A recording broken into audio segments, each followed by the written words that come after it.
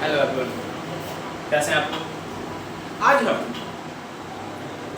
Class 10 का respiration topic, जो सबसे इम्पोर्टेंट टॉपिक है, हम वो कहानी करेंगे। रिस्पिरेशन होता क्या है? रिस्पिरेशन की बात करूं तो ध्यान से देखिएगा। रिस्पिरेशन को जब डिफाइन करते हैं तो कहते हैं सर ब्रेकडाउन ऑफ ग्लूकोज। क्या बोलेंगे? Breakdown of glucose.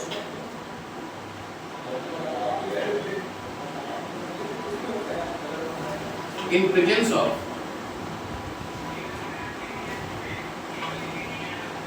oxygen to provide energy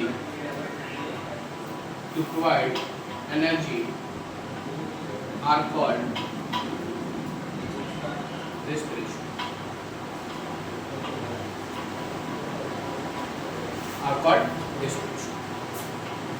तो जब भी ग्लूकोज टूटेगा, आप जो खाना खाते हैं आपकी बॉडी को ग्लूकोज मिल रही होती है, और आप जब इनहेलेशन कर रहे हो तो ऑक्सीजन जा रहा होता है। उस ऑक्सीजन का काम है उस ग्लूकोज को तोड़ना। ग्लूकोज का काम है, उस ऑक्सीजन का काम है ग्लूकोज को तोड़ना। आपको पता है कि ग्लूकोज का फॉर्मूला क्या होता है? C6H12O6। किसके प्रेजेंस में टूटेगा? O2 के प्रेजेंस में। और ये हमको CO2 और क्या देगा? H2O प्लस क्या देगा सर? हमारा एनर्जी। क्या देगा? एनर्जी। C6H12O6 प्लस O2 क्या देगा? CO2H2 और एनर्जी। ये एनर्जी जो है, ध्यान से देखिएगा, हमेशा जो एनर्जी स्टोर होती है वो एटीपी के फॉर्म में बनता है। किस फॉर्म में बनेगा? एटीपी के फॉर्म में। किस फॉर्म में बनेगा? एटीपी के फॉर्म में। ATP stands for adenosine triphosphate. Adenosine triphosphate.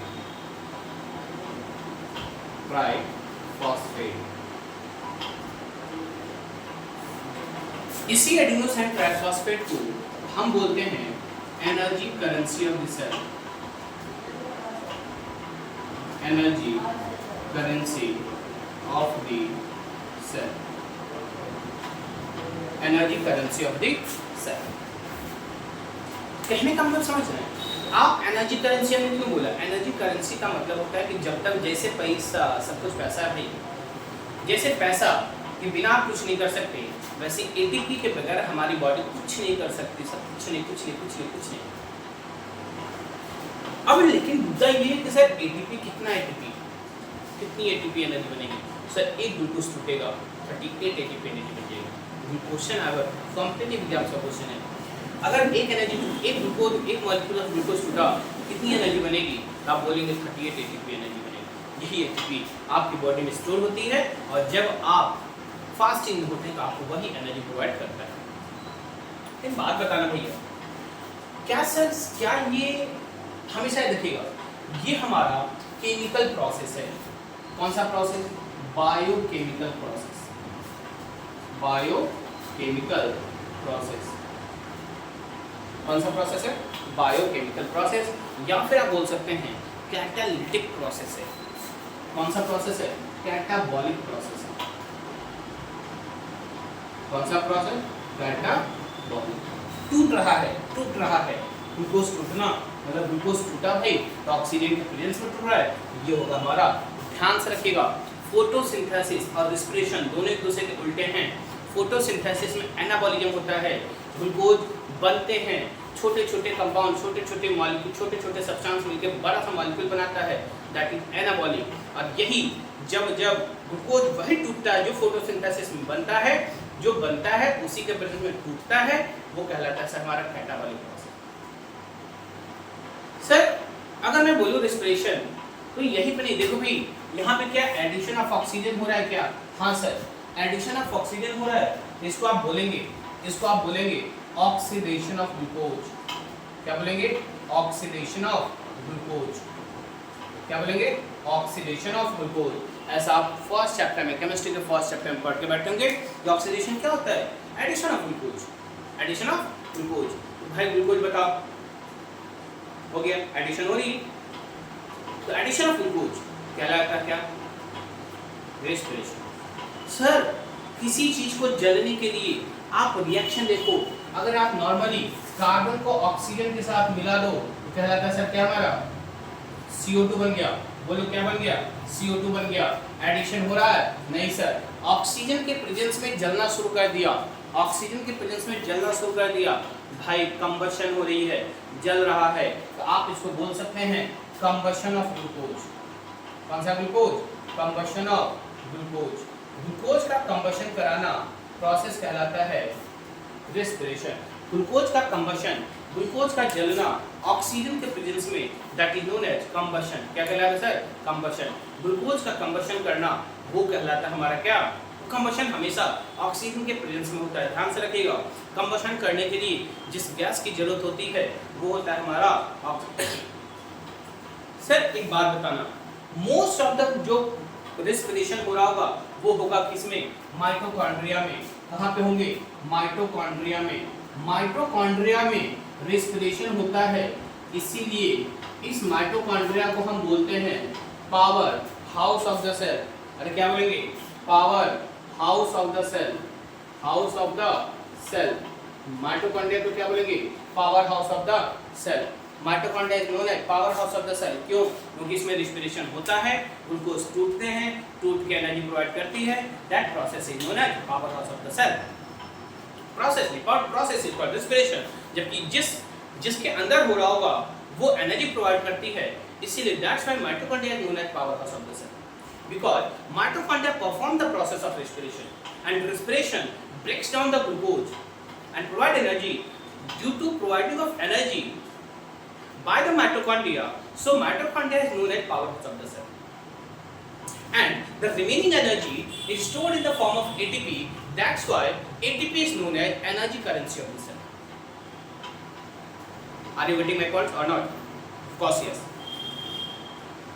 If we know that mitochondria is known as powerhouse of the cell, powerhouse of the cell, एक बात बताना, हमेशा क्या सर सिर्फ माइटोकॉन्ड्रिया में होगा? नहीं सर, रेस्पिरेशन, ग्लूकोज का टूटना अलग अलग प्रोसेस में होता है, लेकिन कभी ऑक्सीजन के प्रेजेंस में होगा, कभी ऑक्सीजन के एब्सेंस में होगा। जब ऑक्सीजन के प्रेजेंस में होंगे तो उसको हम एनारोबिक रेस्पिरेशन बोलते हैं, और जब ऑक्सीजन के एब्सेंस में होगा तो वो हमारा एनारोबिक रेस्पिरेशन होगा। जब ऑक्सीजन के प्रेजेंस में होगा तो वो एरोबिक रेस्पिरेशन, जब ऑक्सीजन के एब्सेंस में होगा तो हमारा एनारोबिक रेस्पिरेशन। ठीक है? अरे बोलो हाँ, ठीक है सर। तो कहने का मतलब आप हमारे पास एक फ्लो चार्ट है, हमेशा सीबीएसई पॉइंट ऑफ व्यू से बहुत ज़्यादा इंपॉर्टेंट है, सीबीएसई पॉइंट ऑफ व्यू से बहुत इंपॉर्टेंट है। क्या है? ध्यान से देखिएगा। ग्लूकोज अलग अलग फॉर्म्स में टूटते हैं, अलग अलग तरीके से टूटता है, अलग अलग ऑर्गेनियम में होते हैं, और जब ग्लूकोज टूटेगा सर डायरेक्ट ग्लूकोज नहीं टूटते, ग्लूकोज उससे भी सिंपलेस्ट फॉर्म में टूटता है, जिसको हम बोलेंगे ग्लाइकोलिसिस। जिस प्रोसेस से ग्लूकोज टूटेगा उसे सिंपलेस्ट फॉर्म में डायरेक्टली सब प्रोवाइड नहीं करेगा। ध्यान से देखिएगा। सबसे पहले आपको बता दो ग्लूकोज क्या है। Glucose C6H12O6। सबसे पहले ग्लूकोज टूटेगा पायरुविक एसिड में,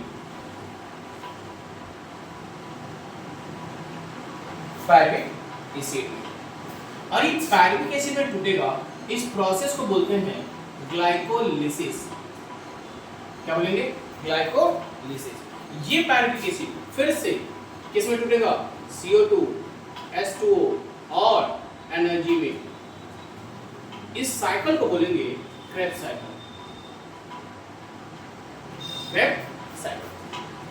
तो कहने का मतलब ये है कि सर आपका ग्लूकोज जो है वो डायरेक्टली कभी नहीं टूटेगा पायरुविक एसिड में, मतलब डायरेक्टली वो एनर्जी नहीं देगा। तो सबसे पहले वो किस में जाएगा? आप बोलेंगे सर सबसे पहले वो पायरुविक एसिड में जाएगा, फिर वो पायरुविक एसिड फिर टूटेगा तो CO2, H2 और एनर्जी देगा। इस प्रोसेस को, इस साइकिल को हम बोलेंगे क्रेब्स साइकिल। तो सबसे पहले बात बताना, सबसे पहला काम क्या होगा? ये ग्लूकोज टूटेगा किसमें सर? पायरुविक एसिड में। ये 6 कार्बन कंटेनिंग मॉलिक्यूल है, 6 कार्बन है, जबकि ये कितना कार्बन है सर? 3 carbon molecule. क्या है सर? 3 कार्बन मॉलिक्यूल है। अब ये पायरुविक एसिड जो 3 कार्बन कंटेनिंग कंपाउंड है ना, ये पायरुविक एनसीईआरटी में इसकी जगह पे पायरुवेट लिखा है, एनसीईआरटी में यहाँ पे पायरुवेट लिखा है, आप पायरुविक एसिड लिखो चलेगा। ठीक, अब ये टूटेगा 3 के प्रेजेंस में, ध्यान से देखना भाई। एक तो प्रेजेंस ऑफ ऑक्सीजन में, दूसरा एब्सेंस ऑफ ऑक्सीजन में, और तीसरा लैक ऑफ ऑक्सीजन में। पहला क्या है? Presence of oxygen. जब ग्लूकोज ऑक्सीजन के प्रेजेंस में हो रहा होगा, ऑक्सीजन के प्रेजेंस में टूट रहा होगा, तो ये कहलाएगा हमारा एरोबिक रेस्पिरेशन। क्या कहलाएगा? Aerobic respiration.